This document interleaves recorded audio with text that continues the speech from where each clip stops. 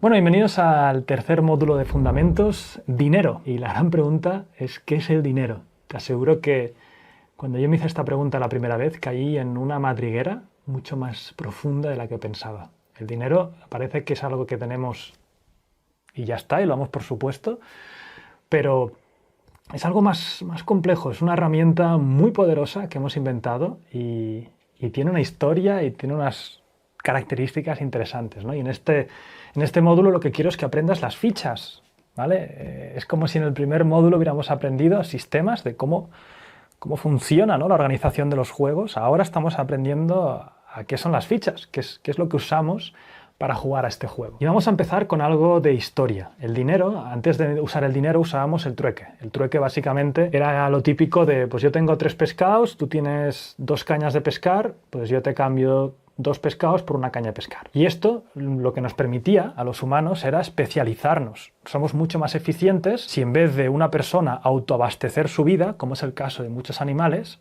si nos hiperespecializamos cada uno en lo que se nos da bien y como conjunto somos mejores. En este sentido somos bastante parecidos a las hormigas, donde hay hormigas que son las que van a coger comida, otras que son las que defienden, las hormigas soldado, y cada uno tiene un poco su rol. Pues los humanos no es que nazcamos con un rol predeterminado, que en el fondo un poco sí, porque veremos que nuestras mentes son muy distintas, pero lo que hacemos es hiperespecializarnos en una cosa que además se nos da bien, mejor que otras personas, y luego intercambiamos. Esto es brutal, porque esto nos abre una sociedad completamente nueva donde como grupo de personas podemos hacer mucho más que solos. Hay otra cosa interesante también, y es que el trueque no deja de ser un poco un mito.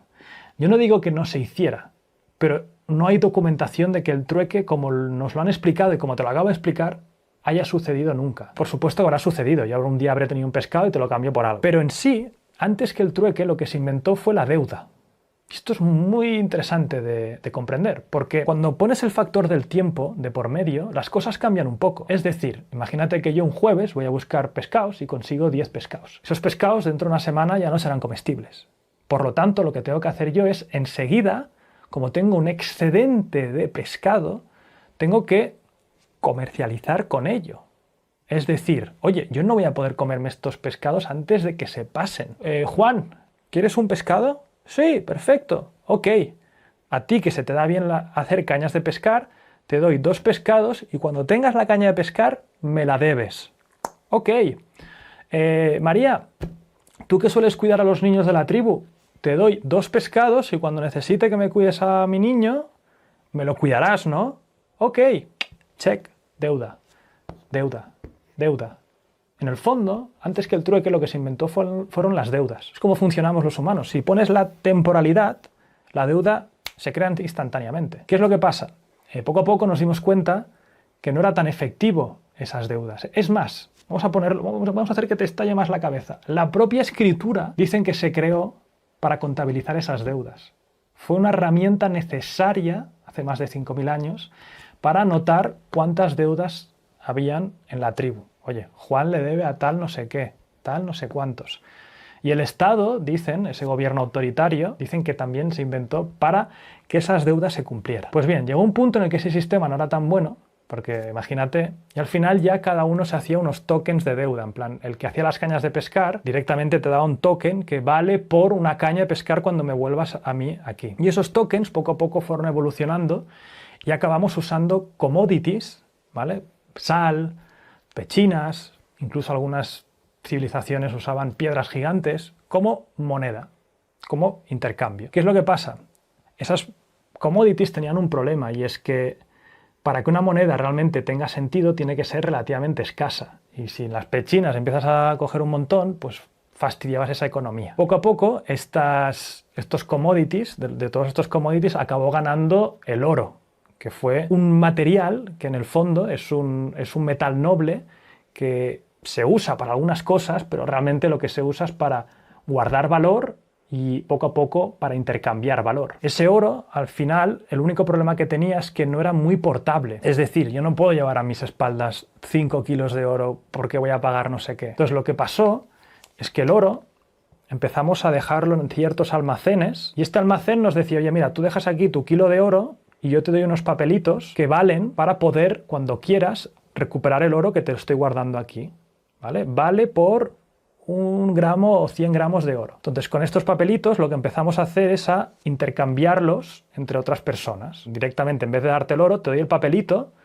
que te asegura que el Banco Nacional de tal, que fíjate que hemos pasado de almacén, esos almacenes, lo que conocemos como bancos, cuando tú le entregues ese papelito te dará el oro. Pero llega un punto en el que, ¿para qué queremos sacar el oro del almacén? Tiene sentido. Ya intercambiamos con los papelitos. ¿Para qué? O sea, no me hace falta ir a comprobar que tienes el tal. El banco coge tanto grado de confianza y autoridad que me quedo con el papelito y lo intercambiaré por otros papelitos con otras personas. Esto poco a poco es lo que vamos conociendo como el dinero que iba vinculado con el oro. En Estados Unidos, por ejemplo, en 1971 el presidente Nixon saca, y esto lo cambia, y se dice, bueno, lo que hizo fue quitar el patrón oro, que es que el dinero, estos papelitos, ya no tenían por qué tener el propio oro, que es a lo que realmente le dábamos valor en los bancos. Por lo tanto, esto se convierte ahora en fiat currency o dinero fiat, que básicamente viene del latín, que quiere decir en inglés let it be so, deja que sea así. Que básicamente te dice, no, fíate del gobierno y punto. ¿Vale? Nosotros te aseguramos que esto es así. No quiero entrar tampoco en mucha más historia del dinero porque es fascinante y podríamos estar horas, ¿vale? Quiero que entiendas un poco de dónde viene, que al final el dinero no dejaba de ser deuda intercambiable y es como un sitio donde nosotros podemos alocar futura energía. O sea, el dinero en el fondo es tiempo humano en dinero, o sea, que nos permite eso intercambiar luego con más cosas, que ahora veremos las propiedades del dinero. En esta primera clase te quería dar un poco la historia. Es fascinante. La historia del dinero es una locura y podríamos estar horas. Te recomiendo que busques y hagas la pregunta por ahí fuera y te informes sobre más historia del dinero porque es fascinante. Aquí quiero que entiendas esto, que viene de deuda intercambiable, que nos han sacado el patrón oro. A la que nos sacan del patrón oro hay un ente que puede imprimir más dinero, que esto son el Banco Central. Esto causa las inflaciones, causa más movidas, que también lo veremos en un módulo de este apartado, que es el dinero. Pero esto es básicamente, empezamos con trueque, el trueque no es del todo así, es deuda intercambiable, etcétera, sirve para intercambiar valor. Y ahora, después de esta mini historia, lo que te quiero decir es, vamos a ver en la siguiente clase exactamente las propiedades del dinero.